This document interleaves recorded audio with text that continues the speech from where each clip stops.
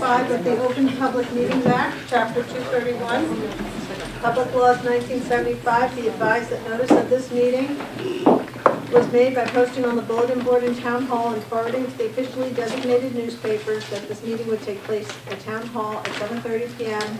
today, Tuesday, April 3rd. Please stand to salute the flag. Pledge allegiance to the flag of the United States of America and to the republic for which it stands, one nation, under God, indivisible, with liberty and justice for all.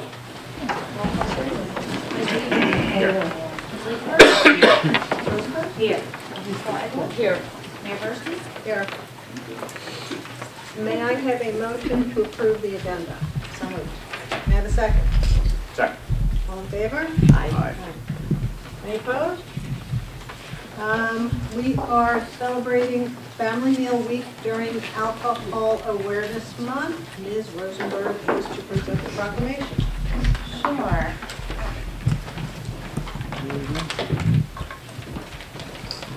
Hello.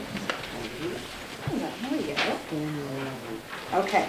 Whereas alcohol is the most commonly used and abused among youth in the United States, and excessive drinking is responsible for more than 4,300 deaths among underage youth each year. And whereas nearly 10 million young people ages 12 to 20 report that they have consumed alcohol in the past 30 days, and young people who began drinking before age 15 are 4 times more likely to develop alcohol dependence than those who begin drinking at or after age 21. And whereas by drinking by persons under the age of 21 is illegal, yet people aged 12 to 20 drink 11% of all alcohol consumed in the United States. And whereas kids who drink are more likely to be victims of violent crime, to be involved in alcohol-related traffic crashes, and to have serious school-related problems.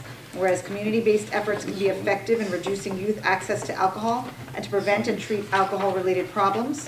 And whereas a supportive family environment is associated with lower rates of alcohol use for adolescents, whereas kids who have conversations with their parents and learn about the dangers of drugs and alcohol are 50% less likely to use alcohol and drugs than those who don't have such conversations. Now, therefore, be it resolved by the Township Committee of the Township Millburn, do hereby proclaim April 2018 as Alcohol Awareness Month in the Township of Millburn. And recognition, we call upon all citizens, parents, schools, and businesses in the Township of Millburn to support the Millburn Municipal Alliance Committee's 9th Annual Family Meal Week by dining as a family more often. National research shows that children and teens who eat regularly with their family do better in school, have better relationships with family and friends, and are less likely to engage in risky behaviors such as underage drinking and drug use. Frequent family meals are an effective prevention tool in influencing a child's decision not to use alcohol and helps support a safe and healthy community. Of course. Do you want to say anything? Yes, I do. Please. I left this at each of your stations. Thank you. And I left this here for anybody that would also like them. I'm Geraldine Silverman. We didn't begin in 1989 as a municipal alliance. We began in 1978 when this community realized that there was a tremendous problem, and that was the Essex County Grand Jury hearing that kids were using at that time, were using a lot of different drugs in this community, and one of them was marijuana. You couldn't walk into the high school, our high school, Millburn High School, in 1978 without being wafted away with marijuana, with smoke. And we decided to do something about that. There was Dr. Rossi. At that time we had Maureen Ogden as our mayor. We had Sandra Hamath with the Parent Teachers Association. And we had to do 2 things. One was to prevention, and by talking to kids, you know, kids, it goes in one ear and out the other ear and with their friends and what have you. We had to get the attention of the adults, the parents, the grandparents, the aunts, the uncles. The greatest resources town has is not its sidewalks or its new little figment. It's youth. Your property taxes are being held up by the education in this community. And unless we can educate parents as well as kids, we have no future. We have no future as a community, we have no future as a state, and we have no future as a country. So it's extremely important that you become well versed. This was a little statement here. I left these out here onto the table. There's a lot of things that are coming up at this time. One of them is the legalization of marijuana, and I happen to appreciate many, many things that our new governor has proposed. One of them is not the legalization of marijuana.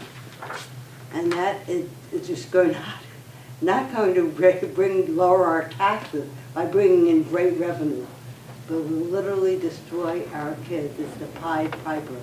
And I think that each of you really have to get involved and understand what the problem is, in fact, I should have brought in from the SAMHSA, from the National Institute of Drug Abuse, from the newest studies of what has happened in Colorado, what has happened in Washington State. These are all states that have legalized through referendums, not through a governor coming out and mandating it. And as I said, I appreciate a lot that our new governor is doing. I support him in many ways, and many of the things that he proposed, but not this. These are our children. I'm getting letters throughout the state right now. Monmouth County came up, and they made it was in all the newspapers. They absolutely oppose the legalization of marijuana. We have, and if one thinks that there isn't going to be a black market, and all the other things that go along with this, and one really understands what the difference is between alcohol, which is water-soluble, and marijuana, which is fat-soluble and stays in the body, these are the things you should know. We need you. These are our kids, and we've got to educate our parents, and thank you all for all the support. Thank this committee, these previous committees back to 1978. It's very, very, very, very critical. Big times coming up. Thank you very much. Sign is on the table if any of you want any information. Thank you. I have a proclamation to read.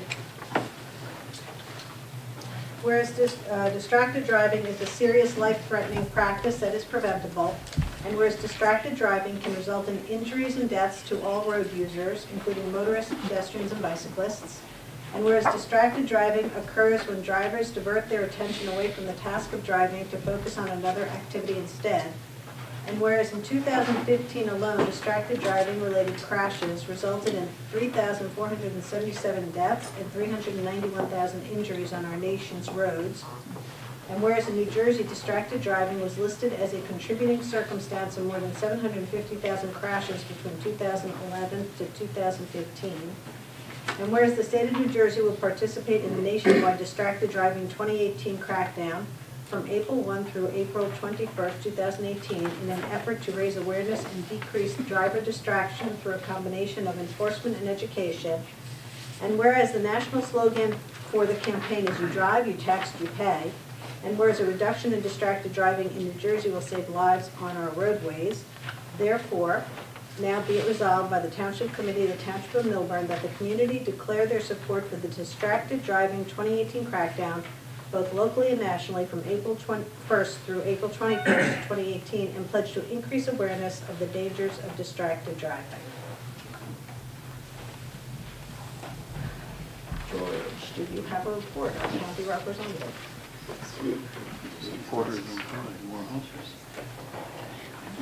Well, the calendar's this spring, but the Mother Nature has other plans.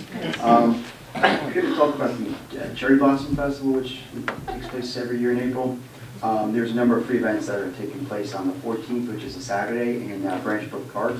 The first being the Cherry Blossom Fun Run. It's a free event for people that want to run. It's a 1 mile. It's a 1 mile run. Registration is at 9 o'clock, and the race begins at 10. And immediate following that is the Essex County Family Fun Day. They're going to have a petting zoo. They're going to have crafts for children to complete. So these are two fun events. And then looking forward into May is the May 5th is the Essex County Household Waste Day, which the county holds every year, twice a year, up in Cedar Grove.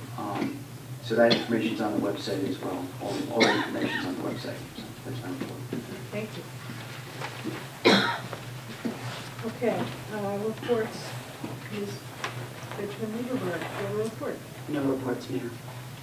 Ms. Ball Engel. No reports. Okay. Ms. Rosenberg, Evening Rosenberg. Yes, DMDA had a meeting tonight, and I'm happy to report that we are on board to moving forward in our leadership. Apparently, we were in flux because our president resigned, our vice president resigned, our executive director is new, so we've had some good volunteers step up. I'm happy to report that Cassie Fishin will be our new president and taking over this organization. So I'm hopeful that the DMDA will be on the right course, and we're working on that. We also had a meeting for Safe Routes to School Committee, and that is moving ahead. Yesterday was an example of where people said it wasn't such a safe route to school because we didn't have any delayed openings, but it's interesting that this committee works tirelessly, and hopefully we as a township will help support some of their efforts. So if you have any questions about that, happy to share that, but those are my two meetings. Thank you. Mr. Levy? No report. Ms. Connie? Yeah, of course. Any reports? No report. Do you have any reports? I do not have any reports. I'd like to report. So, as some of you anticipated, Ms. Edlow and I met with the Silverman Group. They are aware of the community's feelings about maintaining the current zoning. The committee consensus, as you all are aware, was to abide by the community's wishes. And Silverman was not interested in negotiating against themselves, reducing the number of units, so they advised us that they're likely to file a lawsuit, so we are waiting for that with bated breath. There are currently vacancies on the Zoning Board of Adjustment and the Planning Board. So for those of you who are interested in serving your community, we would appreciate you signing up or offering to be interviewed for that, and that would be wonderful. And if you are so interested, a volunteer interest form can be obtained from the township's website or by visiting Christine Gaddy at her office and submitting the form to Christine by hand or to the town clerk at millburntwp.org. So we'd appreciate that, so we can have a full board for both the zoning board and the board of and the planning board. The other item is I took my family to see the Sting this weekend. It is a lot of fun. The performances are wonderful. The dancing is wonderful. The singing is wonderful. So if you have a chance, you should go check it out and support the paper mill. It's sold out. Sold out. It's sold out. Completely sold out. Well, then you missed something. Sorry to say. Okay. We're going to look at the consent agenda now. There are the resolutions on the consent agenda under payment of bills, authorized refund of tax overpayments, authorized cancellation of certain sewer charges, extend a authorized 1 year option number 1 extension of the contract for the open air cafe next to Charlie Brown's, authorize the advertisement of bids for NJDOT road improvement projects from Willow Bleecker, authorize the advertisement of bids for barrier-free access at Millburn Township Public Library, and approve certain raffle licenses. Are there any comments from the committee or public with respect to any of the items listed on the consent agenda? Okay, Yes, on 095 for Willow and Bleecker, this is what we spoke about last week, the sidewalks what are now blacktop sidewalks, where specifically it doesn't say in here what the improvements are. The million foot paving in the roadway. The roadway, nothing to do with the sidewalk at this point. Okay. And this is the area in the industrial in the CMO zone. Okay. Any other questions or comments? No, that's it. Does anyone in the public have any questions or comments with respect to anything on the consent agenda? Seeing none, hearing none, may I have a motion to approve the resolutions listed on the consent Excuse me, agenda? I just wanted to know about the sewer charge. Okay. Okay, Would you just identify yourself for that? okay, I'm sorry. That's okay. Geraldine Silverman, you went so quickly. I saw on the agenda and I just paid my bill. I can actually explain that. What? I can explain it. That's what I wanted to know. Okay. Thank you. So, no problem. So, see, I can explain this one. All right, so let me just pull up my copy of it. And for some reason, okay, so we're talking about 3 properties. One on Millburn Avenue where there was a 2-family property that was converted to a 1-family property. So now there should only be 1 sewer charge instead of 2 sewer charges. So that's the cancellation of 1 of the sewer charges. On Hobart Avenue, there was a subdivision. And the 2 lots are being billed, but for some reason, and I can't explain why, the mother lot or the original lot still, its bill will show up every year, so that bill is getting canceled. So the 1 bill for the original lot is being canceled, but the 2 bills for the 2 subdivided lots will continue to be billed. And there's the same situation on Old Short Hills Road. So there was 1 big lot, and then it was subdivided to 2 lots. The 2 houses that are being built that are being built are being billed, but the mother lot, meaning the original lot, is still getting billed, but that will get canceled because there is no lot there anymore. There is no mother lot anymore. It's a very specific property. Correct. It wasn't an overall general. So sure that all of us were going to get a refund. No, I'm sorry. Don't worry. Okay? Any other questions? I just have one. So if the property is going from 1 lot to 2 lots, then there will be 166 times 2, correct? Or whatever the Yeah, price is. whatever the yes. price is. Right, but Okay. not times 3, because right now it's times 3. Got it. Okay, so may I have a motion to approve the resolutions listed on the consent agenda? So moved. May I have a second? Second. May I have a vote, please? Ms. Lee? Yes. Ms. Lieberberg? Yes. Ms. Rosenberg? Yes. Ms. Egler? Yes. Mayor Gurske? Yes. Okay. The next item on the agenda is Resolution 18-098 to authorize the sale of beer and wine at Taylor Park for the Ed Foundation's Oktoberfest. Do we have anybody from the Ed Foundation here to speak on that? Hi, Hi. I'm Nicole Ritzer. I'm on the Board of Trustees of the Ed Foundation, and I have been a chairperson of the event for the past 2 years and getting ready to start the planning for our 3rd year. And all I can say is that it's been an incredible success this past year. Moving the event into Taylor Park was a great success. We had hundreds of visitors into the beer garden area. Everyone was responsible.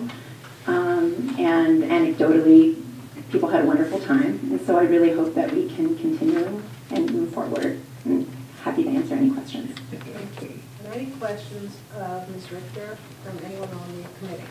So, Ms. hi. Alba? Hi. So I had a great conversation with Joanna on the phone, and she did address some of my concerns. And I see she did make one change about exiting the beer garden. Yeah. And so that was very positive. I guess my question is, and I'm not being a stickler, I'm not being a party pooper, is I just feel that this is an event to fund the school.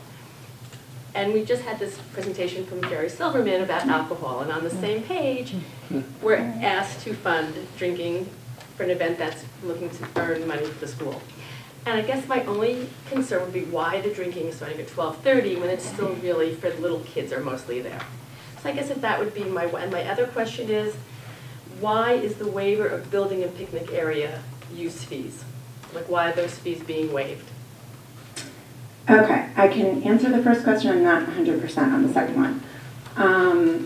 As far as why we started, when we started, we brought in so much money from the beer garden. I think it's, we looked at Maplewood stock to sort of guide us on our way because we'd really like to build up this event to be all on Maplewood stock. And, I haven't seen, I've only heard wonderful things, and I've attended that event as well. again, I think, you know, you can enter a restaurant and drink at that hour. So I think, you know, probably there wasn't that much, but it built up as the day went on. You know, I think it just, it was successful. I don't really. Right, I and mean, Joanna's I saying- understand what you're saying with regards to the presentation earlier and children, but it was, you know, it was very much monitored. We had police presence. We worked with the township, had many meetings in the planning stages with police and fire department, et cetera. And I think, you know, it ran very smoothly, and we hope to continue that, and we'll continue to be very, you know, very much on top of everyone. And the change that we're making is so that we'll have one entrance and one exit to the area, so that as people exit, we'll really be on top of monitoring them, so that no, you know, containers leave, and also we can get a handle on, you know, how people look at it. Okay, great. If not, we can step in, and we have police there. So. And these are things that were not presented to us. It was just, as Joanne explained, you know, just on the consent agenda with no explanation, no details. And I think it's not inappropriate to ask you each year to come and just make your presentation, review how things went. I mean, I did not know how much work went in for you discussing previously with the police and the fire. So I think that's just an important thing to know. Yeah, I mean, I think the first year when we held the event on the street, you know, there were all kinds of issues there. We really wanted to have it in the park from the beginning, but it just didn't work out. And we thought, hey, this would be a great way to, you know, bring everyone in and have them also visit vendors around town. We were really trying to work with everyone and make it a, you know, a success for all the stores and restaurants and shops around town. You know, it was just a way to work with everyone. We really did sit down and speak with everyone. And I think we did our due diligence, and we hope to continue to do so. And your other question was with regards to the waiver of the fee. It was on the rec fee minutes. On the rec, they talked about this at the recreation meeting. Were you at the last rec meeting? No. Oh, I should have brought the minutes. I just don't, maybe Alex. So there was a waiver of, what was it? Waiver of building and picnic area use fees. Is that just like a favor to them? Well, I think, yeah, and I think it also has to do with the type of organization. Okay, so, yeah, Right. I mean, there's questions, and Yeah. it's good to have clarification, and I appreciate you coming in tonight. Thank you. And, you know, I would say also, of course, that the money that is raised is going to the schools, but it's also, it's via our organization. You know, we work with a grant system. It's a, you know, a wonderful organization. We don't just actually collect money and turn it over to the schools, but we actually look to fund specific programs that will enhance the education of the students in many ways. So that's really it. Yeah. Any other questions from the committee? I have a question.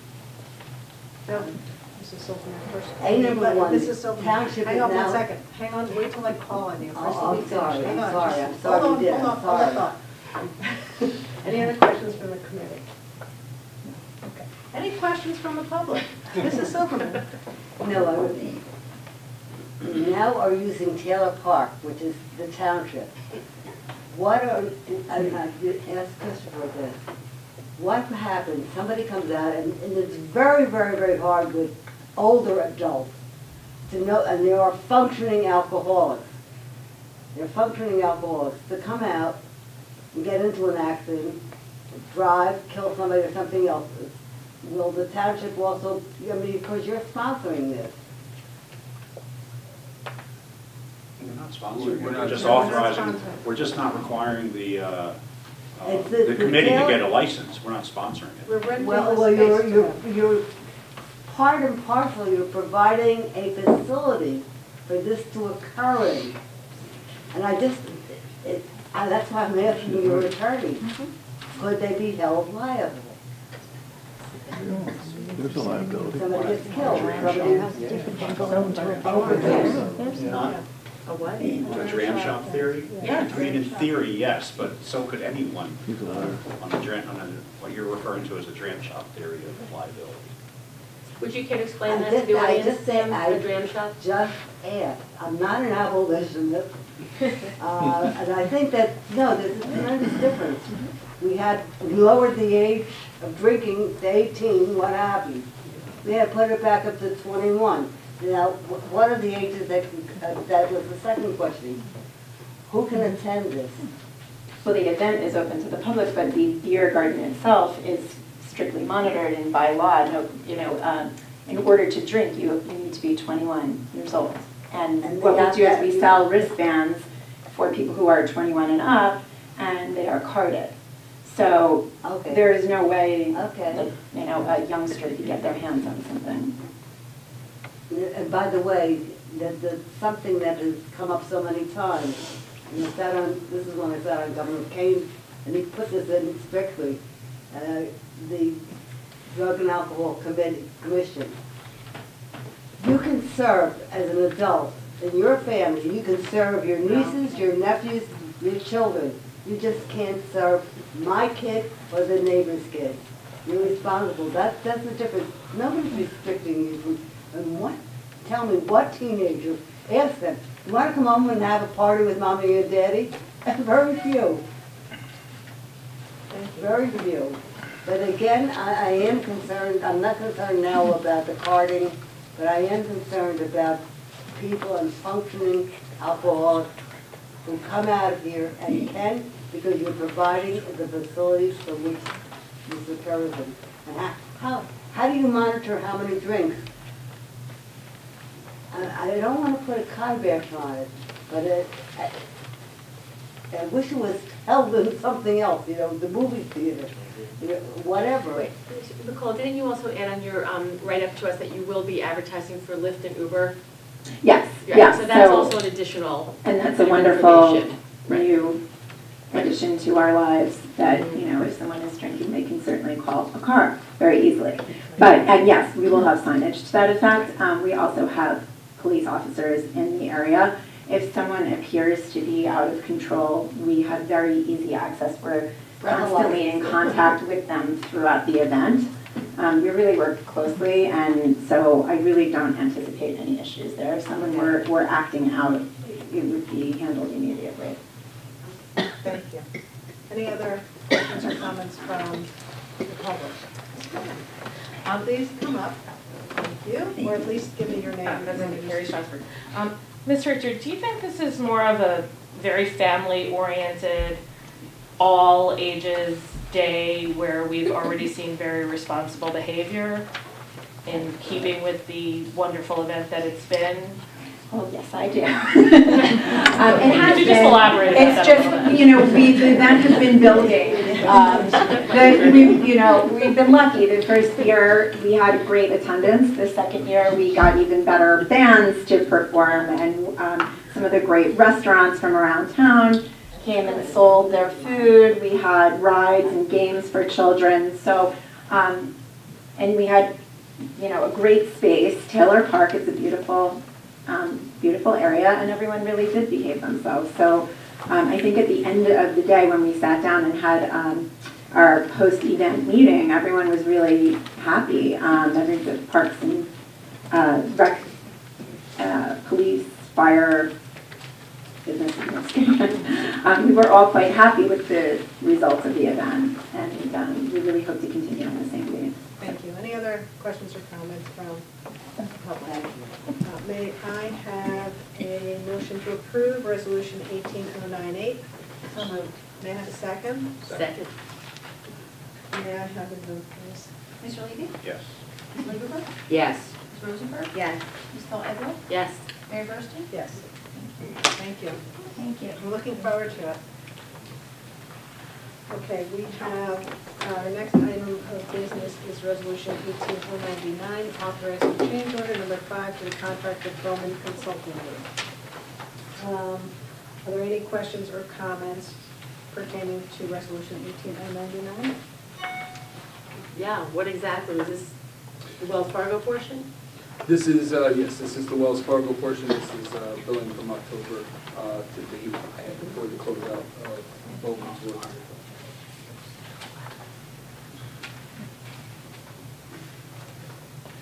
Any other questions? If that's all the elaboration you want to give, that's what I just wanted to know where it was. Yeah, I mean, it has to do with the completion of the project from Spring Street to Wells Fargo and their oversight of the construction project. Job site meetings, construction management, negotiation and change orders, et cetera, in terms of their responsibilities, and the project closeout as well, punch list items. Alex? Yeah.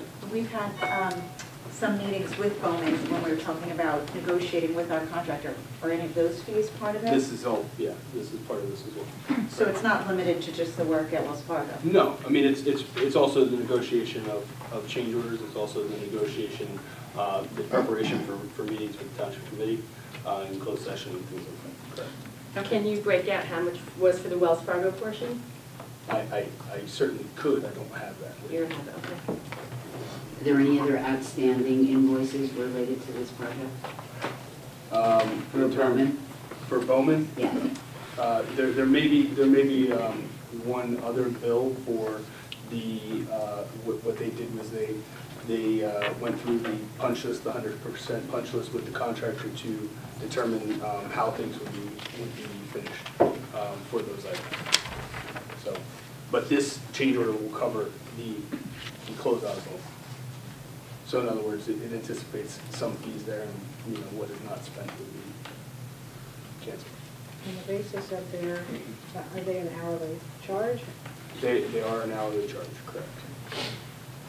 I'm not sure I understand. So there are some minimal. Yes. In other words, the change order includes some past billing. Yeah.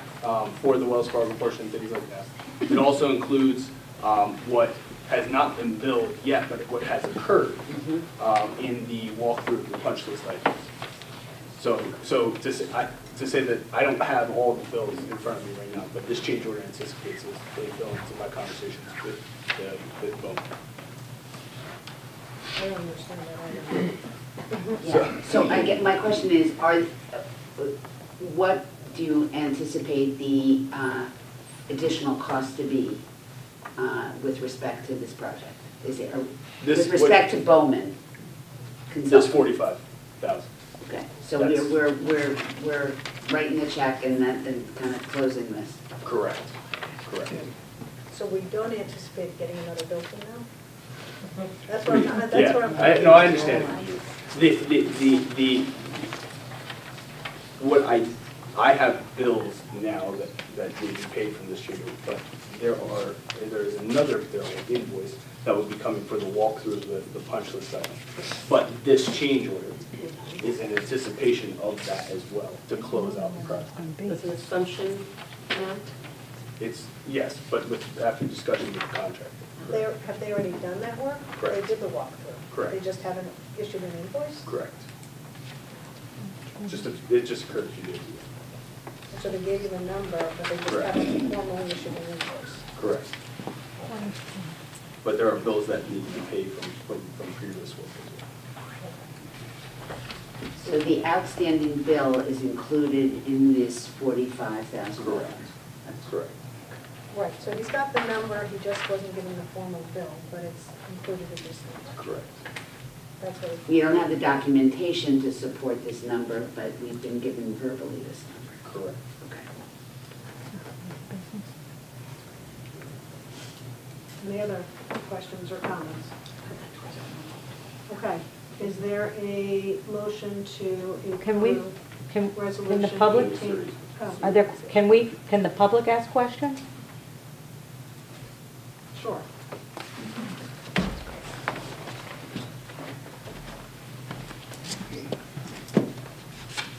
Sarit Katz, 11 Fairfield Drive. So this is $45,000, including an anticipated bill, but you don't have the bill, but they gave you the number. Correct. They haven't documented what, there's no documentation for that number, but we're going to trust them. This is just for the consulting, not for the contractors and the actual work. That's correct. Do we pay our bills like that all the time? Where we don't have the bill, but somebody just gives us a number? We're not paying the bill, we're authorizing We're additional authorizing. funding. Right, we're authorizing it to pay the bill that we don't have. Does this ever happen with anybody else? Has this happened before, where we don't have a bill, but we expect that we're going to, so let's get the money first. Well, we have the money. We're authorizing the additional allocation to the Right. consultant, okay?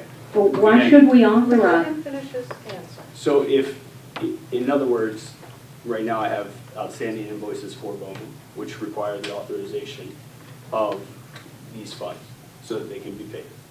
All right? This money, this authorization also includes the work to finish out the punch list, which was, you know, a minimal charge, which they gave us a figure of $45,000 that would close out the project with Bowman. How much do those round to without that last? How much do the invoices without that? 19.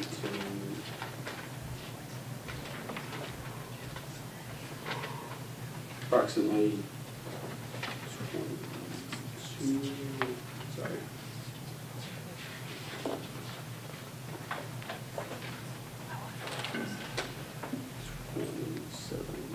Approximately 30,000. Okay, so instead of 15,000 is what we're voting on?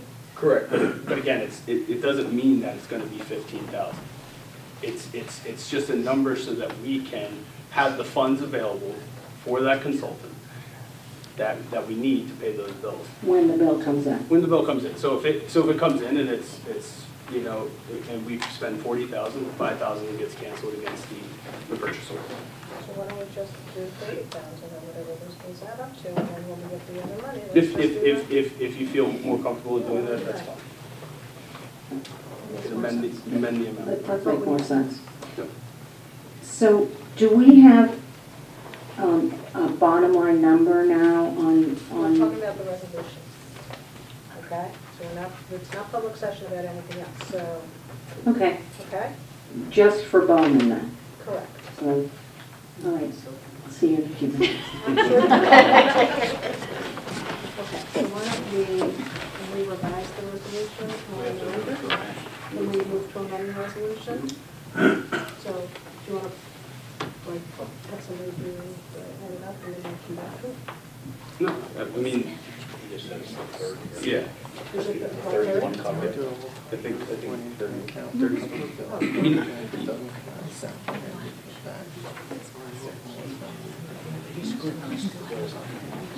Agreed, we don't have the rest of it. so you don't have the last one. I mean, but the point is, yeah, we'll come back with, Can I have a motion to amend Resolution 18099 to reflect an amount of the change order to $30,000? I'll move to amend 18-099 for the change order authorization at not more than $30,000. Can I have a second? Second.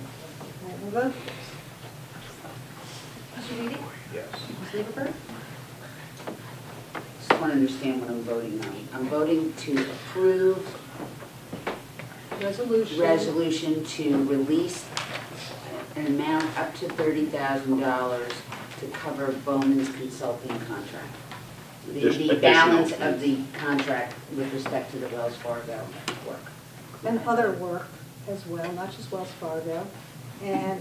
But it's not the balance because there will be one more change order. correct. The approximate assumption of 15,000.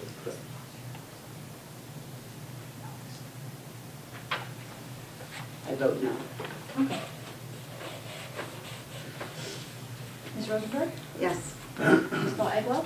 Well, I would like to give my reason is since Wells Fargo is in there and it's not broken down, and I was vehemently opposed to doing any work there, and I stood alone on that, I vote absolutely no. Mayor Burstein? Yes, we contracted with them, they did the work, they're entitled to be paid.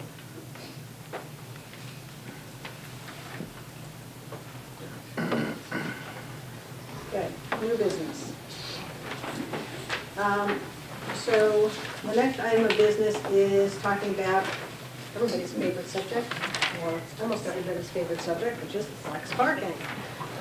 So we have a number of items that are going to go into our pipe and to smoke them, so to speak. And one is the results of the flex parking. The survey brought in approximately, how many? What do we have, 1,200, 1,260? 1,236. 1,236 respondents on the survey. The survey was open to not only township residents and business people, but anybody who was interested. And of the 1,236 respondents,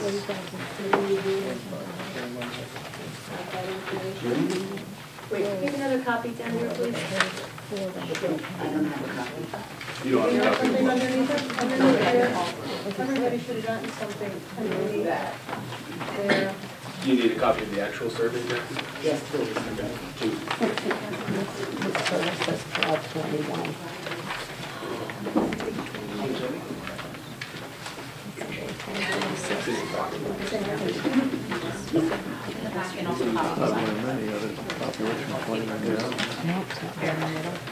Okay, so of the responses that we received 6% of the respondents were merchants, 14% were visitors, and 71% were residents.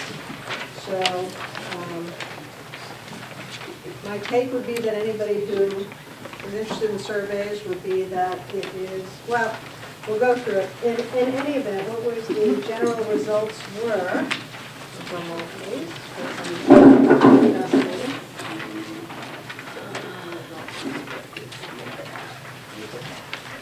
okay, so of the respondents, 19% approved of keeping it as it is, and 81% disapproved of keeping it as it is.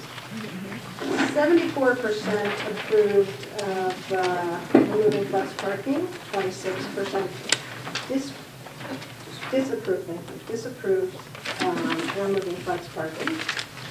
20% approved modifying existing spaces, 80% disapproved modifying existing spaces, and 19% approved pushing the bollards out, and 81% disapproved pushing the bollards out. So that is one piece of the information that we have.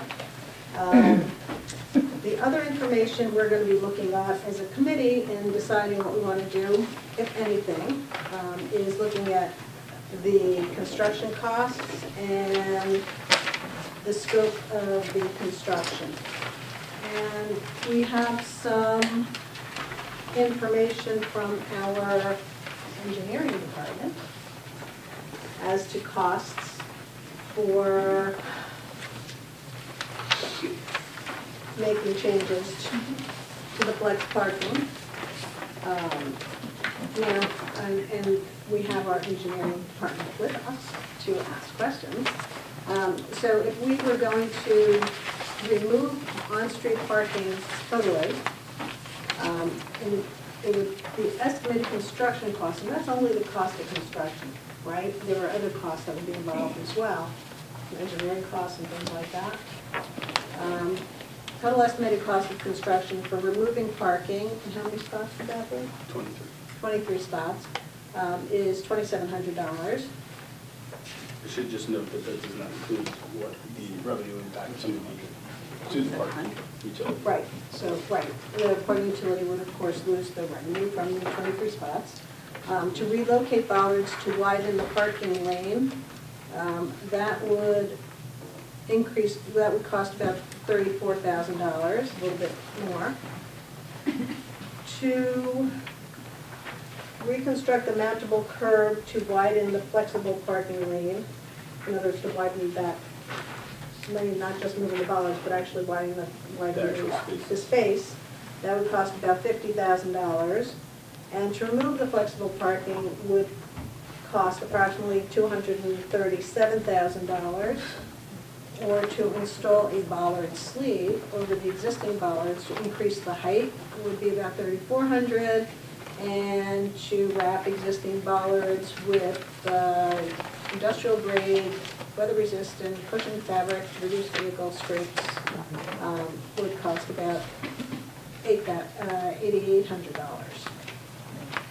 So those are various those are the options, among other things. So thoughts from the committee? Well, I did Ms. take, Eglo, would you Yes. like to give us your thoughts? always.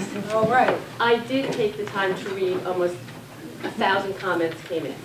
I think it's clearly a percentage of people would like to remove the flex parking and return to traditional blacktop and curbs.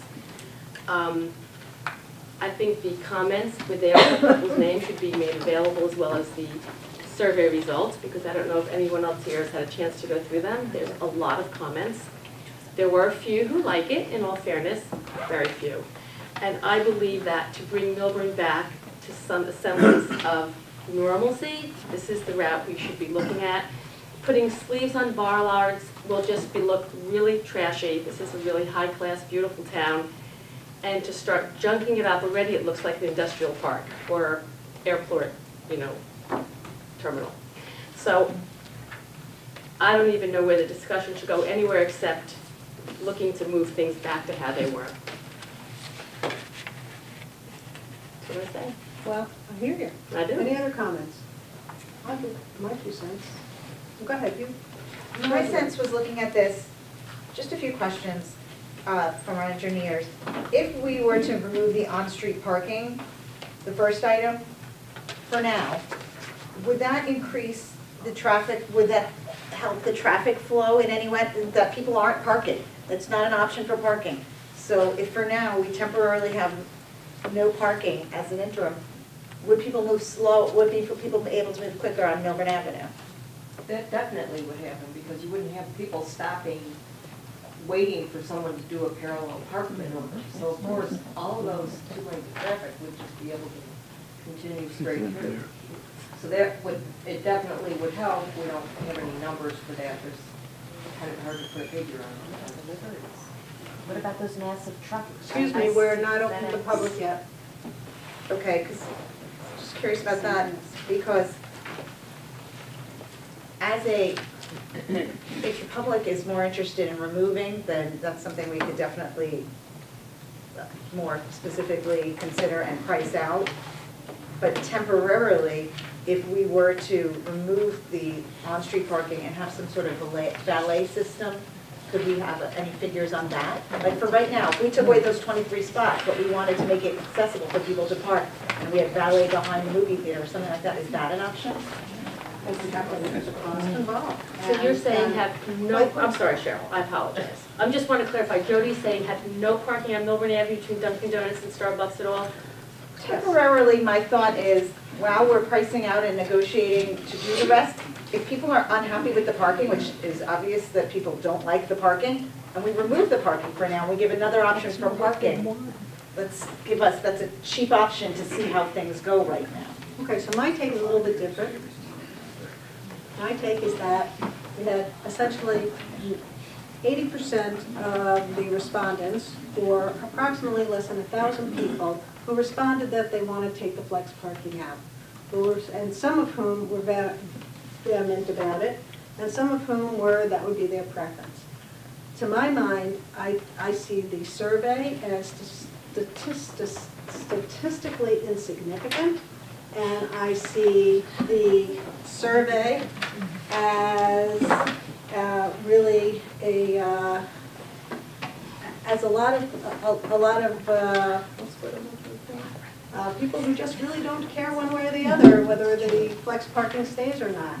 I think 1,000 people in a 20,000, a town of population of 20,000 plus, having opened it out to the public at large, I think to my mind, it's a waste of money. However, listen, if that's what you guys decide you want to do and that's what you vote to do, so be it.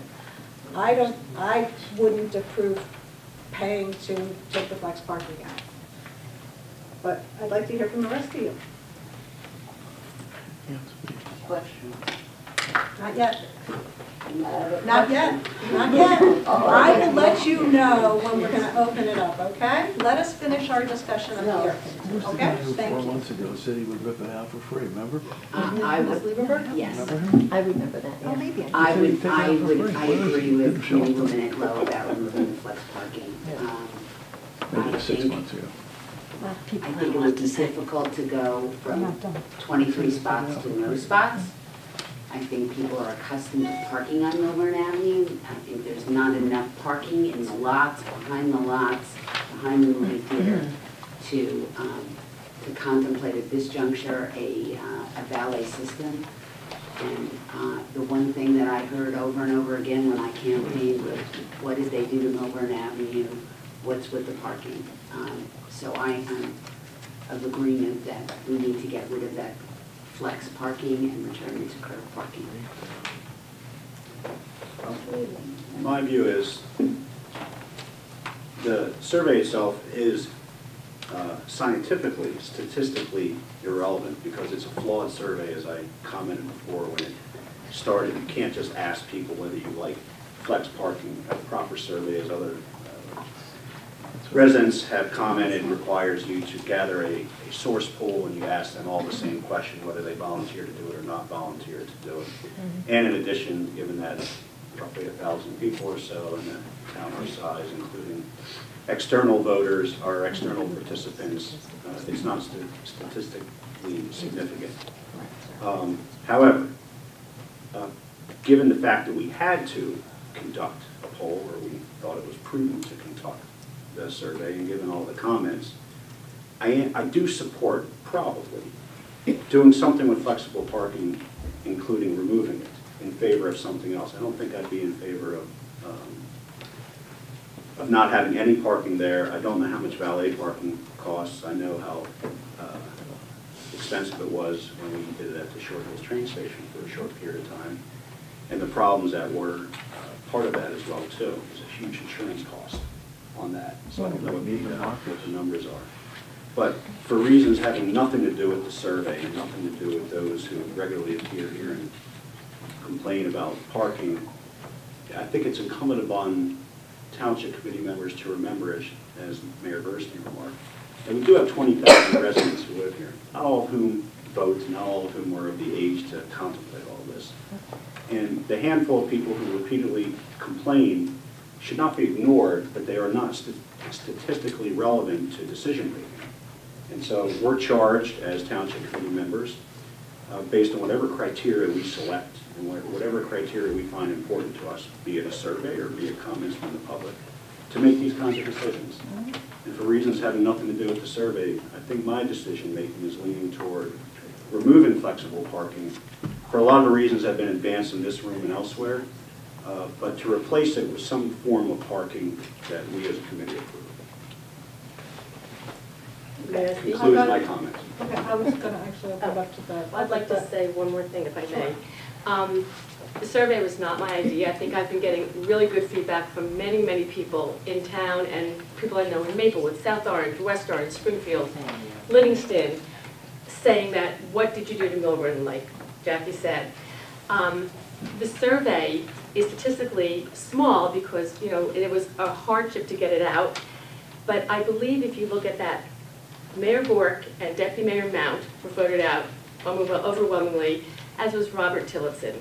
These were some of the pioneers of this. So I think if you want to talk about Committeeman Levy, how many people were able to answer the survey, let's see how many people voted. And as Mr. Tillotson said, the referendum was the election in November. And I think it was really, really statistically clear that the town residents were not happy in any way, shape, or form what Complete Streets has done to the town as a whole. Not just the parking on Millburn Avenue, the narrowing of the streets, the traffic that now goes into Washington South Mountain. It's an entire picture. And this is one small piece to start to get things back to normalcy. I believe it's incredibly important. Well, if I may, to be fair to that comment, committee person Edwell, I don't think that you can attribute solely our election results to Complete Streets, because I did not campaign on Complete Streets being overturned or anything. Yes, you did. Yes, you did. You get to pay attention to comments I made at the thing. Well, your public statement was printed in the paper. This is not a campaign, guys. Right, Come on. but it's not, you can't look at an election as a referendum on whether Complete Streets is accepted by the residents generally, or not, there are a lot of factors that go into elections. So I won't attribute it just to those factors. Mr. Tillotson said it was a referendum, Sam. That's his view. May I be heard? Sure. Listen, I disagree necessarily that an election has an affirmative statement as to how people feel, but I too, who voted on Complete Streets, if I could close my eyes and wake up and the curbs would be gone, tomorrow I would be very happy if it was back the way it was. But I'm concerned that I can't just do that, and that somehow it has to be done with some interruption, and that's my concern. So if I could wave the wand tonight and it be done overnight in one night, I'm in. But I'm really concerned about our merchants who are going to have, and what it's going to entail. Everybody says, sure, do it at night. We'd love to do it at night. I'd love to do it, you know, only at night and have parking each day. But while we're doing this, for how long will we have no parking? And what will we be doing for parking during that time? Which is why I was trying to explore an interim so that we see if even an interim on one side works, just so we know before we start interrupting business and then hurting our merchants. So I'm not against doing it. I'm just trying to ease into how to do it in the least interruptive way. Thank you. Okay. We're going to wait for public discussion on all these issues to public discussion. Any other comments from the committee on this? Yeah, okay. Yes?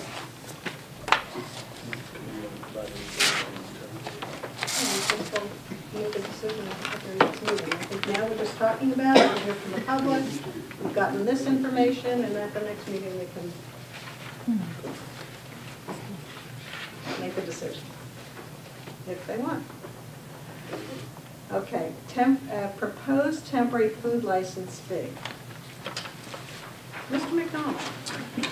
Yes, there was some discussion at actually last year's Board of Health meeting regarding the charge of a temporary food inspection fee for vendors that come in from outside of town.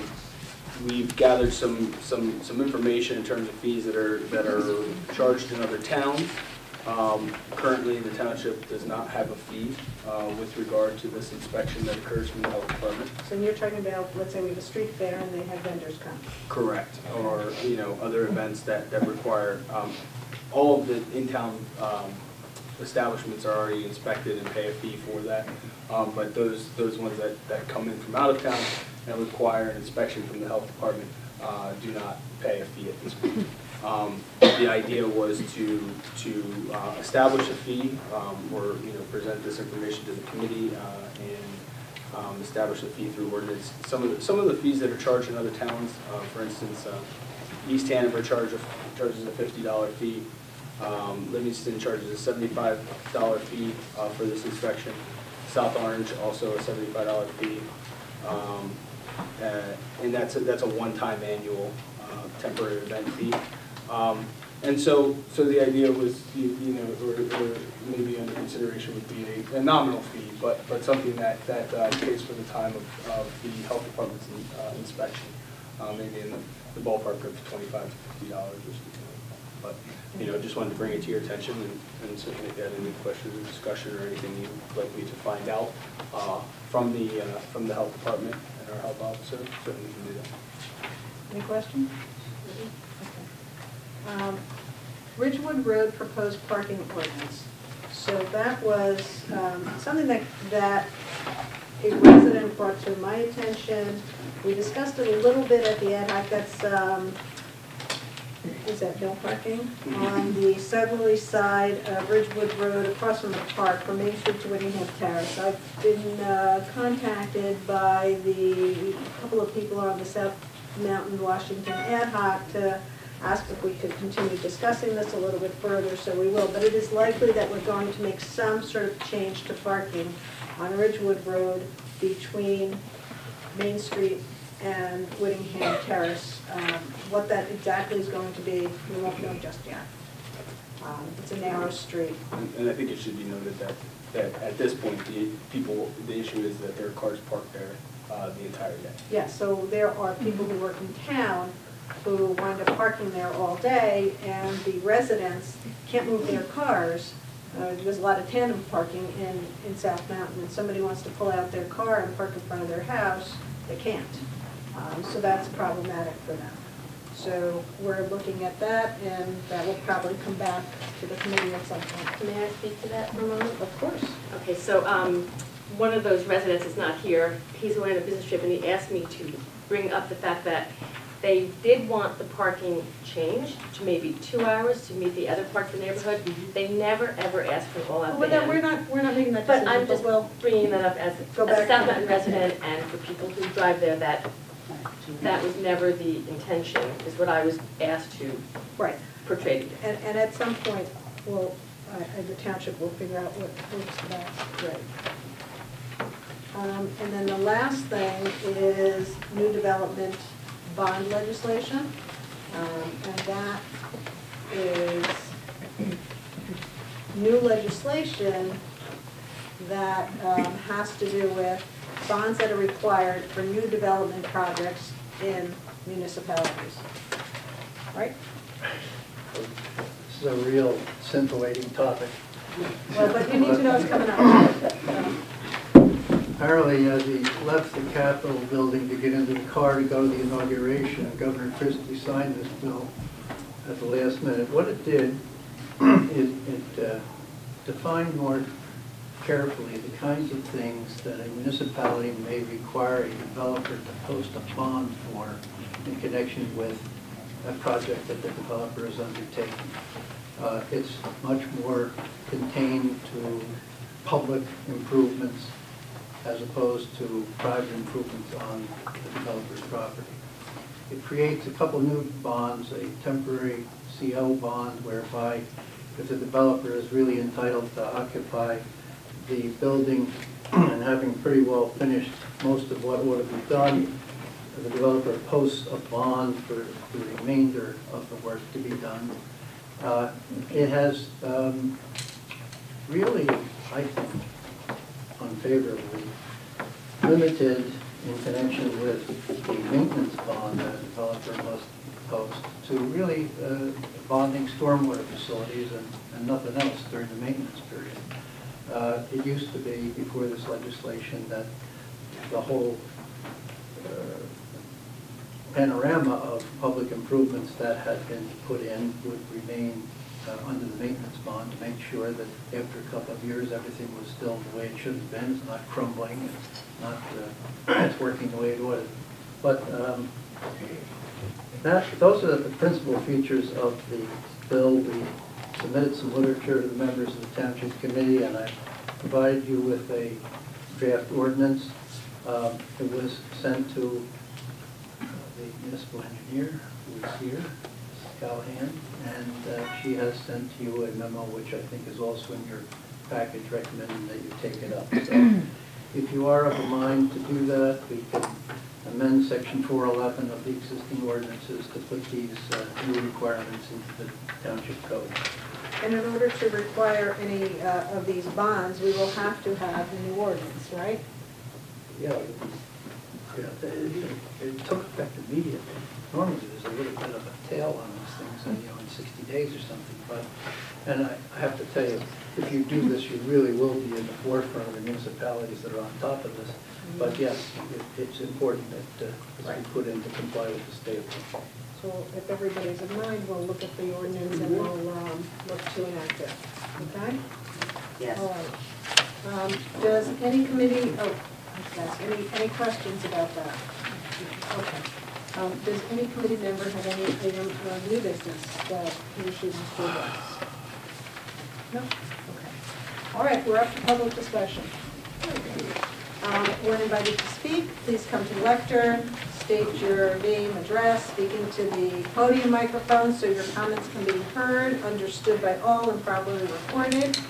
Whenever an audience or committee member reads from a prepared statement, please give a copy or email a copy to the township clerk at her office at cgaddy@millburntwp.org. Comments are limited to 3 minutes so that everyone who wishes to speak can speak. If you have a lot more to say, then go to the back of the line and come back again. Any member of the public have any comments? Mrs. Silverman, at this point, would you Very, please... very, very little. Wait. I just, Your name and address for the record. Geraldine Silverman, 23 Audubon Court, Short Hills, New Jersey. We talked about this here with the parking in the center of town. I happen to live in the Hartshorn area, and any of you who have been elected, you have done your election based upon the people who vote. Hartshorn and Deerfield and Old Short Hill, all right, have combined the most votes. I want to know how many, because I personally, I avoid coming through town unless I have something very specific to do. You're talking about the majority of people don't even come into town. I want to know how many people, this is a survey. Let's say we have 10,000, and there are many people who no longer have children in the school system. So we now have 12,000 eligible voters who don't come out, and I've watched the polls constantly. How many of your 81%? 4,000, 2,000, or 400 or 800? I'd like to know, if I looked, I don't have it right now, but if I dug back in the last election, what the number of votes were per candidate. I got the most votes, and Okay. I ran on an anti-complete And how many votes were they? 3,400, I believe. 400? 3,400. Okay, 3,400. 3,400 out of 20,000 people. So when we're talking now, so you literally have to make a decision on what you're going to do with the parking. Because the majority of this community, I call it a bedroom community, get on the train, or on the bus, or take the car, and they're into New York, and that's it. They don't care. They do And it's very, very, very, very sad. You're going to have to make up your mind what you're doing with this. So if somebody comes in and screams that this is a terrible, terrible, I don't like it, but it doesn't really affect me. It affects more the Washington area, the South Mountain area, and parts of Wyoming, and that's it. Thank you.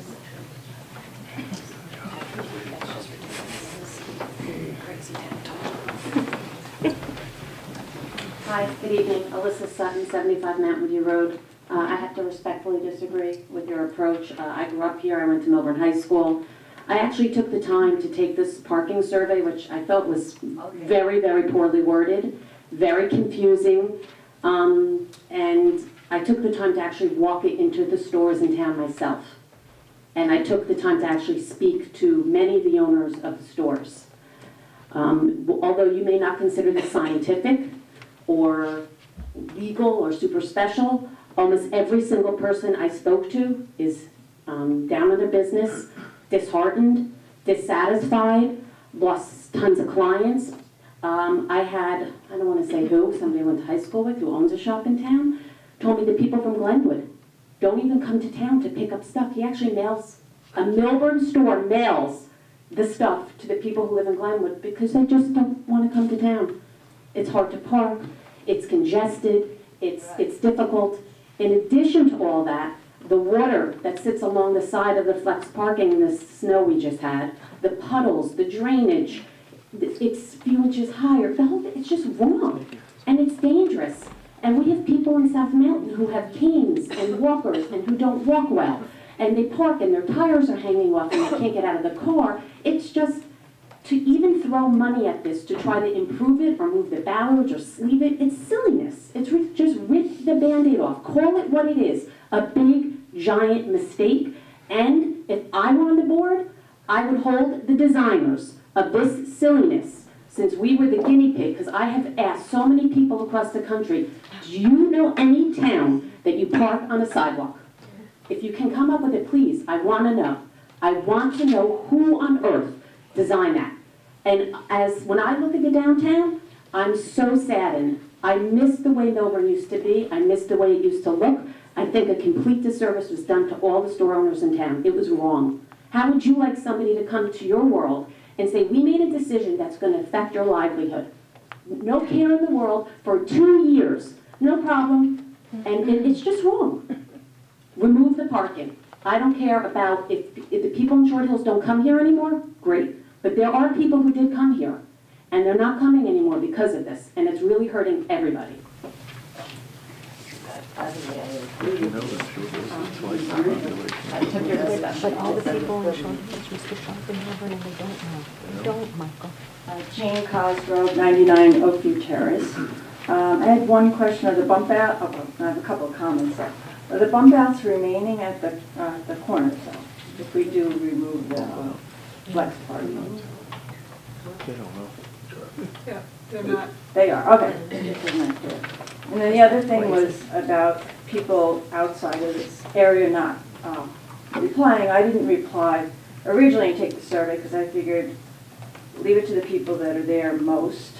I'm in Glenwood section. We generally head out to Mars Turnpike. It's, even before this, it was difficult to make a left here except at St. Rose or to come downtown, or the other method is go across Hobart, down Old Short Hills Road and go right into the parking lot. But, you know, I did have used, you know, experienced it, and the bollards or stanchions, I thought they are, you know, a problem, and a curb is good when you parallel park to make sure you're aligned properly. So that was just basically a take, just, you know, just because we're outside the area doesn't mean we don't care. I just figured leave it to the people that are using it the most, but when I saw you need our feedback, I gave it.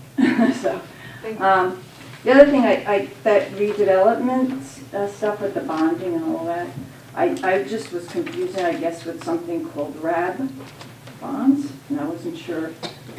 Redevelopment area bonds, that's so totally different, right? This is like if you have a typical subdivision or a site plan, and the developer is required, as part of the approval that is obtained with the planning board, to enter into a developer's agreement and to post bonds for a portion of the project, which will eventually become owned by the township, the sidewalks, curbs, things of that sort of drains. Okay, so that's different than the RAB Yes. bonds that's up now. Okay, thank you.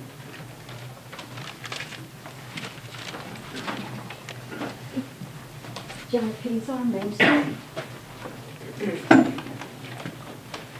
The Complete Streets project is enormously complex and complicated and multifaceted with many, many variables. We hear so many people who are putting the blame on the street design for the traffic. They're putting blame on the flexible parking and the slant for the inability to parallel park on Millburn Avenue, and the overall congestion. I was in Stockbridge, Massachusetts. You might know it. It's a tourist place. They have Norman Rockwell there. They have a play. They have the symphony, the Boston Symphony at Tanglewood. It draws a lot of people. I was there and I wanted to take particular note of the main artery through the town. And what's interesting is one side of the street is almost like one unbroken line. There are not a lot of side streets coming into that. The other side, it has probably 2 blocks, one at the far end and the other one on the far end, and a big midsection. And what I noticed, the speed limit there was 20 miles an hour, and the number of crosswalks that were placed in this one small area for pedestrian crosswalks, because they wanted the safety and they wanted the flow of the visitors and the shoppers to be able to go to store, cafe, restaurant, public library. And it was really, I'd say, 3/4 of a mile that cars had to drive and stop for a crosswalk, drive a little bit, stop at a crosswalk, drive a little bit, and stop at another crosswalk. But you know, 3/4 of a mile, pedestrian safety, it works. I clocked from Wells Fargo, Wells Fargo, which was supposed to be the introduction, the gateway into the downtown, and I clocked it on an odometer all the way down past the post office. And we are talking about a mile. A mile. And again, we're talking about a specific mile that is pedestrian dense, that has a lot of activity. I remember when the plan was drawn and they said 55 feet to cross Millburn Avenue, 55 feet, which contributed to the dangers. Also contributing to this is an overall increase in population. With the demolition of the one-family homes, now this is really small to begin with. Okay, goodbye. I'm going to come back up.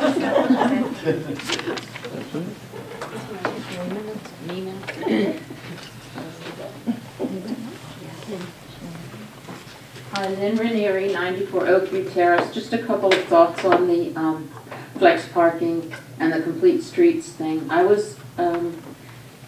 had mixed feelings about the complete streets program, but I walk every day from Short Hills train station down to Vauxhall Road, and I go through the center of town and took my life in my hands, and to some extent still do. Every time I walk through town, I am extraordinarily grateful for the bump outs at the corners of Millburn and Main Street and Essex and Main. The 3-year parking traffic, pedestrian vehicular accidents at those two corners were, according to town information, 56 at the intersection of Essex and Main and 84 at Millburn and Main. Wyoming intersection with Millburn Avenue is horrible. Yesterday, when I was walking down Millburn Avenue going back towards the center of town, when the light changes, first of all, the light is not working there. I know that's a county thing. The light works, but it doesn't ever give you the little white person crossing the street there. So I just run now, and invariably, the cars making a left turn off of Millburn Avenue barrel to get through, even though it has pedestrian right of way. And every time they do, I go like this when they go by, and I can't tell you, I won't show you what they give me in return for that. But I've had them come within inches of me almost every single day that I walk down there. It's absolutely horrible. I appreciate I would look forward to having more done down at the corner by Annie Says too. And regarding the flex parking, my sense is the issue is less the flex parking than the single lane of traffic there. If you go back to the curb and the street the way it was, you're still going to have cars parking and backing into that on the left side and on the right side, and you're still going to hold up traffic down there. I saw, 2 days ago, a woman in her SUV parking like kind of in front of Dunkin' Donuts, and she hit a bollard because she was up high and couldn't even see the bollard. I agree something has to be done, but boy, as a taxpayer, I really resent paying to have all this done and having it undone again. And I've lived through how many parking studies and traffic studies. It seems like every couple of years we're paying for parking and traffic studies. And I think I just really have the biggest problem with the taxes being used to do it and then undo it. And that's why I would opt for a more conservative way to handle the issue. Thank you. Thank you.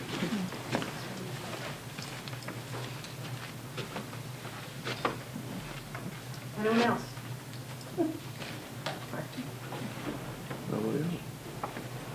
Janet Keys on Main Street. Again, getting back to the variables that are causing the congestion in the downtown, definitely an increase in population, period, Springfield, and I'm sure other towns. Here in Millburn, in about 1/10 of a mile, 2 one-family homes went down, one at the end of Mechanic Street, one at the end of Willow Street, and 2 two-family homes were built. So we lost a one-family home and got 4 families, and we lost the one-family home and got 4 families. So 8 families where there were 2. That's a very small example, but it's cumulative. There are many, many more cars on the road, and welcome to New Jersey. Welcome to rush hour, because I've had the same problems in Summit, in Westfield, maybe not so much Springfield to a degree. I go to Chatham and Madison very, very often. As I drive down the Main Street, Route 24, I can't believe the vacant storefronts that are there. Stores that were there, DJ Crater, probably there for 30 decades, gone. The appliance store on the Main Street, gone. I think we have to look and compare to other towns to see if we really are atypical and everything can be blamed on the Complete Streets project. That's exactly what it is. Again, shopping being down in our town. First it was the construction that was keeping people away. Now it's the congestion that's keeping people away. Yet in December, the statistic came out that internet shopping had increased. I don't remember what the percentage is, 14% over the previous year. I mean, this is a new world. So there are many, many variables to this very, very complicated and heated issue. And I think before any expensive action is taken, anything is ripped out and replaced, we have a lot of comparison to do, a lot of research to do. And there was one more thing. Oh, the flex parking. I remember people saying with the flex parking that they could not parallel park. Well, people who cannot parallel park with flex parking could not parallel park otherwise. It's the same logistic, it's the same dynamic, it's the same angling. A car is big and heavy as it goes over this very low, gradual slant. It's immaterial to the car. So, again, you have to research how difficult is this. Thank you. Thank you.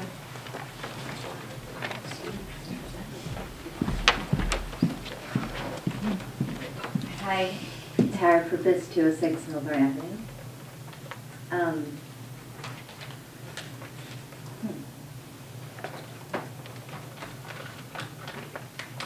So the DMDA, I just want to acknowledge that the new leadership, and I wanted to say that I'm really excited about it. So to the people on the DMDA board, wherever you are, awesome. Congratulations. I think it's going to be a really good thing for the town, and so thank you for funding it. On Saturday, we're having an indoor market at the courtyard, and I hope you guys will all come. It's the first one. It's people are really excited about it. So, I'm part of getting people back downtown. We're trying some new things, and really excited about it. And then I want to talk about parking survey and some of my ideas. So I sent you all an email back in February about some alternative ways to have this discussion, not just through a survey. Do you remember that email? About having some meetings where different people from the community could come and talk about it, potentially in a way where it's not, maybe at a table or somewhere where it's not you versus this, so divided, that we could really hear and have an open conversation for many of the stakeholders. There are a lot of people in this town that want to be heard, that have ideas, and I think it's really important before any of the decisions get made, so that not just next month we show up and there's a vote. I think one thing that we learned from the Complete Streets process is that more people want to be involved. And we live in a town with very smart people. We have a planner. And we just have to bring more people to this table, not just the township committee voting, having a discussion up here. It needs to be a more involved process. So, and I know that not everybody can make these meetings at night, so maybe it could be something that during the day, on a weekend, go to the library, bring everybody out, don't bring a timer, have a discussion so we can really hear people out and not just, I probably should have done this in the beginning, not just look at the survey that wasn't done in a statistically scientific method. No stats professor would approve of that survey. So I think we can do better.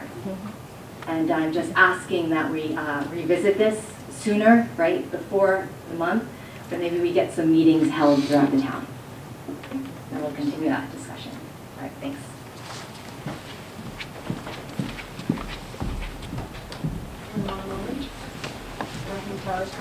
Hi, Cassandra Fishkin, 321 Millburn Ave, Casita Mexican. Just a couple things quick. As far as the point that, thank you. Looking forward to making some really positive change. As far as the point that the survey is maybe unscientific or it was a very small pool of respondents and so we should discard it because of that, I think that we have to look kind of at the national stage and see that civic engagement is at an all-time low. Maybe if you look in this room, the people that have been consistently showing up are few and far between. And so I think that's sort of representative of how people are willing to share their opinions or not, or really put themselves out there for even obtaining information, no matter how the survey was disseminated. I just think that we should keep that in mind. And as far as considerations for what to do about flex parking and where to go from here, and the point that there was already a lot of hurt to merchants, and so there's some considerations that we don't want to hurt merchants further, we have to think about the fact that what we have now is permanent. And that any solution is going to be a temporary pain, but will hopefully result in longer term improvements. And so that will actually be better for all of us, and I think that myself included, I can say right now, like I'd bite the bullet on a month or 2 months of construction, knowing that I can plan for it.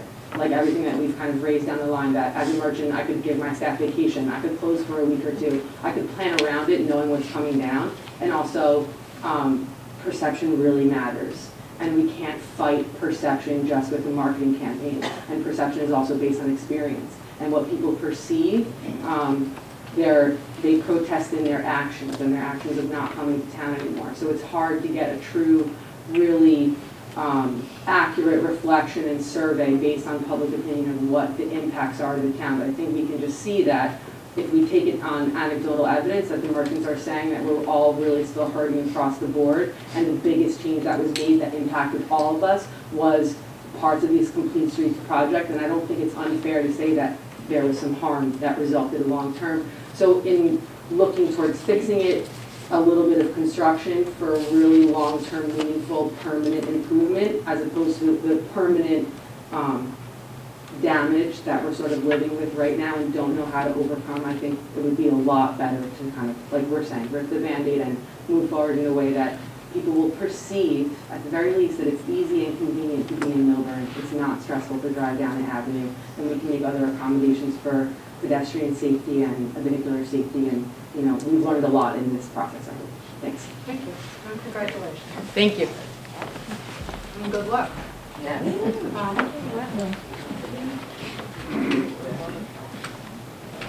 Phil Kirsch, 93 Cedar Street. I tend to agree with a couple of people that have implied it would be good to move slowly as far as the decision with carrying out flex parking or any of the major changes with Complete Streets, because we've been discussing this for years now, and I understand that there are some merchants and other people who say they've had real problems with it.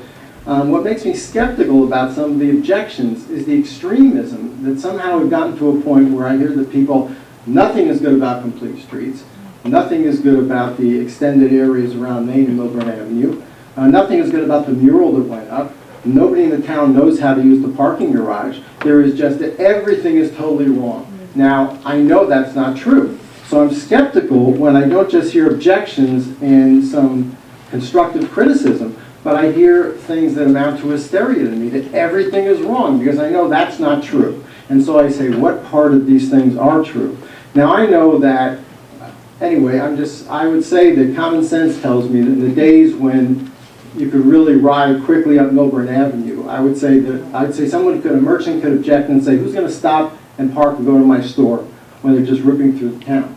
I would think that calming traffic, besides pedestrian safety, also would bring more customers to stores. That's what I would think. Also what I've heard is there are certainly, you can find plenty of towns with a lot of traffic like the traffic we have. So I think, again, there are really a lot of things to consider. Personally, I think Complete Streets was a good idea. I think I think we should think very carefully about making major changes and especially spending a lot of money to do it. I also still have, no one's been able to tell me when they said no one comes to town, why it's still so difficult for me to find a parking spot.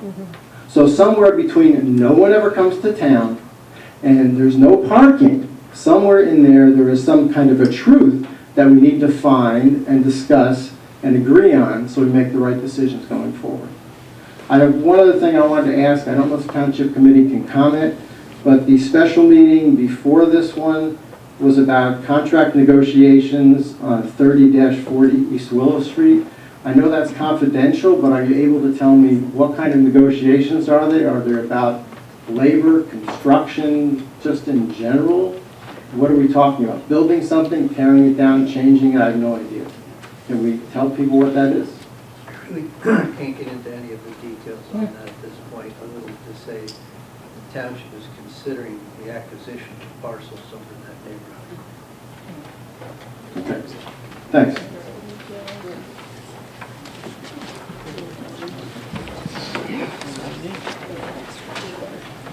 Carrie Heller, 56 Byron, 343 Millburn Avenue.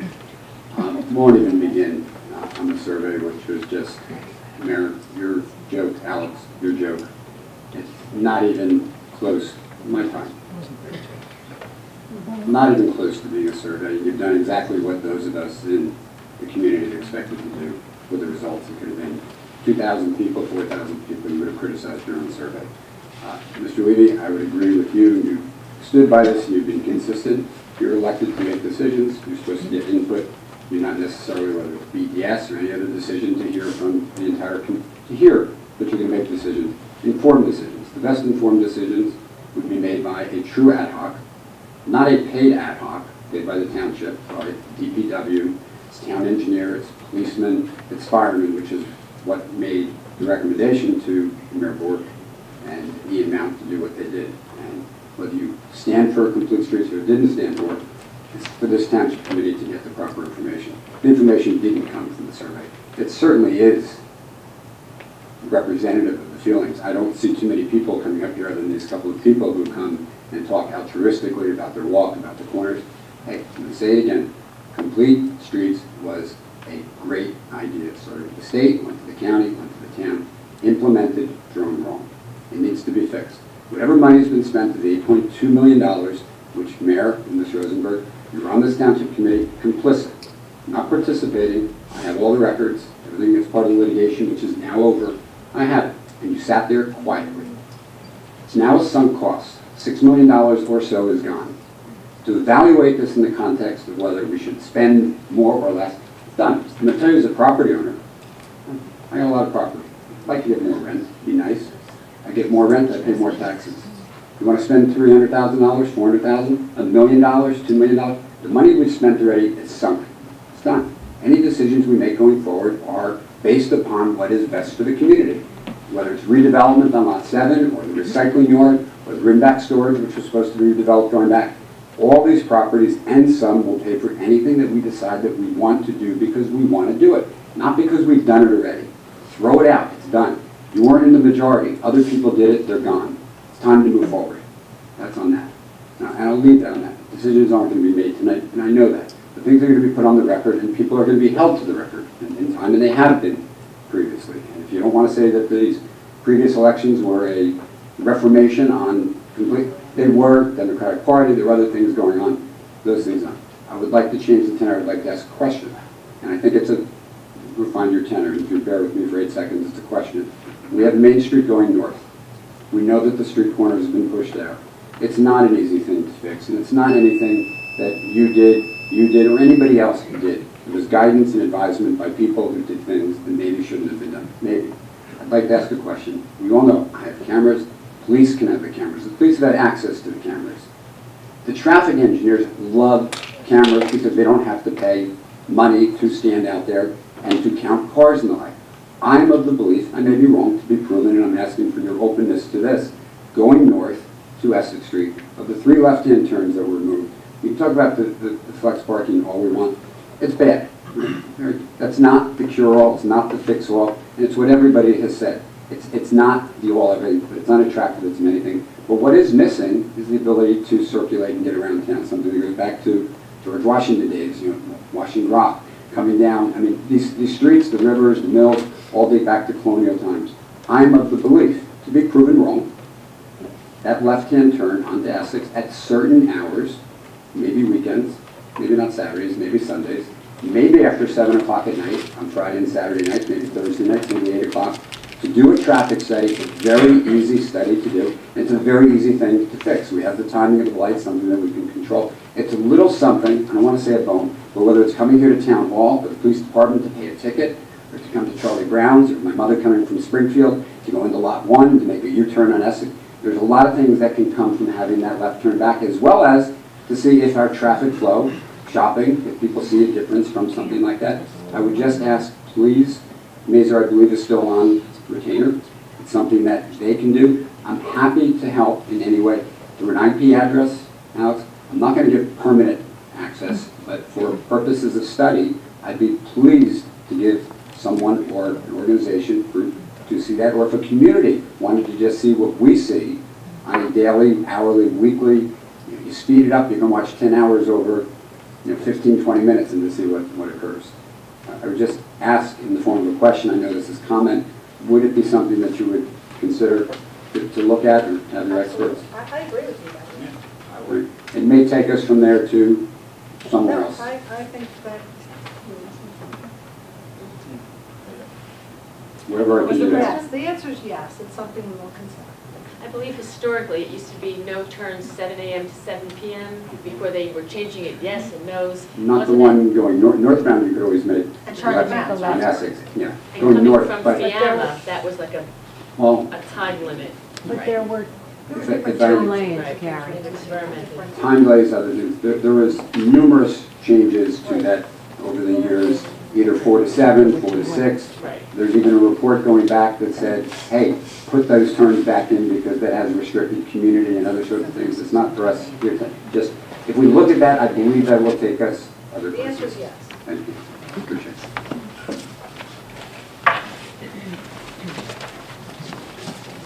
Sarit Katz, 11 Fairfield Drive. I agree, there are a lot of elements to complete streets. The flex parking is part of it, the bump outs, the left turns, the traffic circulating. There are a lot of elements and it's complicated. And it has been detrimental to the town. There are at least 5 merchants here. It's been detrimental. To say that somehow it hasn't been is really, it's really denial. So the question is, what do we do about it? Karen's right, so the costs are sunk. And so the question is it worth doing something to improve the town? And I think that people who've invested their life's savings and life's work in their businesses in town, and those of us who want to patronize the town, who choose to try, even though there is increased traffic, to try to patronize the town, those of us who live here or are new, whether we lived here 25 years as I have, or if we just moved to town, but we want to have a vibrant community in town, and we want to do everything we can to increase the vibrancy of the downtown. And I think it's important to do and worthwhile. But I don't think it should be done, as Tara said, as Tara warned, and also I agree with her, that is to say, we don't want to come back next month and say, oh, okay, this is what we're going to do, let's vote on it, boom. I think that we do need to do research. I think we do need to study.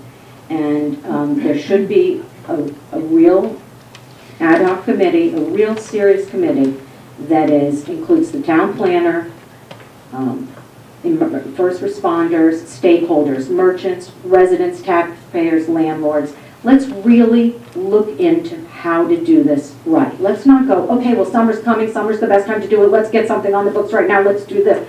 We're going to do something, we're going to spend money, whatever it is, and it's not going to fix the whole thing because it is multifaceted. And the town and the downtown has other issues as well besides complete streets. There is parking. There are a lot of elements to this. There are a lot of moving pieces. But as Tara also said, there are a lot of smart people who live in this town. And we can use that amazing resource that we have.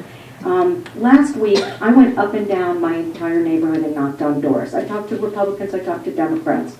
I talked to people who've just moved in. I talked to people who've lived here for decades. Everybody was concerned about the downtown. I live in the Deerfield section.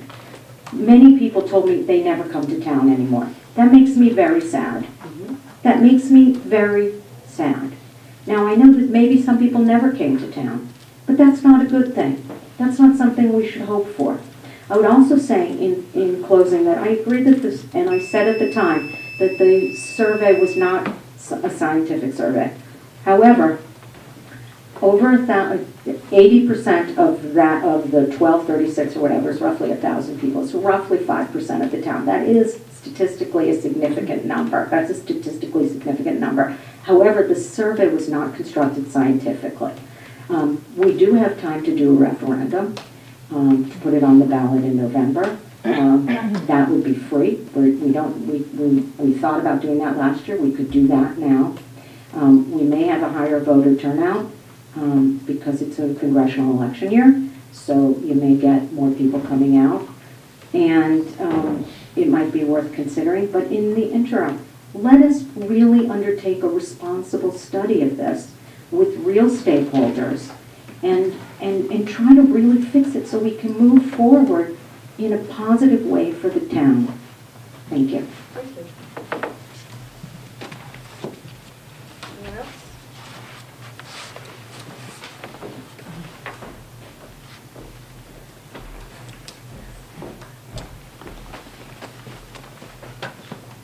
Carl Mink, Millburn Camera, 41 Main Street. A number of people have come in to speak with me on the topic. Some days it seems like that's all people want to talk about. And I've had a number of people come to me, some of whom I know have actually been here, who are of the opinion that there are certain people within the community who are willing to contribute to or fully underwrite the costs of removing the flex parking. And I think that is something that should certainly be considered and pursued. Thank you. Thank you. Anyone else? I have a motion to adjourn. Motion to adjourn.